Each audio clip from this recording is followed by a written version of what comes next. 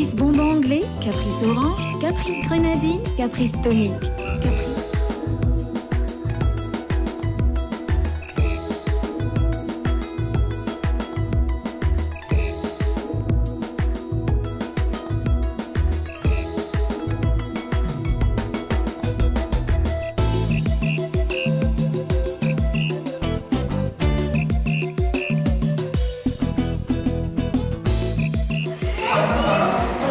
Efa hitanareo amintsikitsikinay angamba namafisina le tsika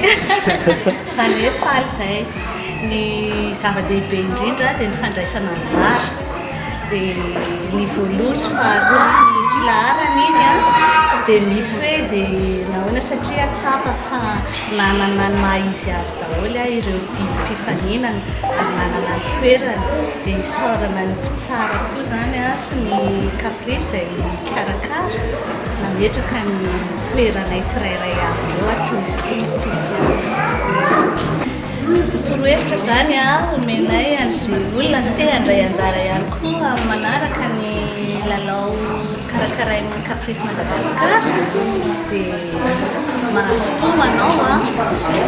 manana ny mahaenao anao a dia ataovy miavaka kely amin'ny rehetra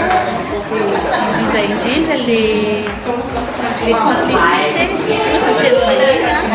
iny zava-dehibe mihitsy izy efa misy lalao iarahana olona maromaro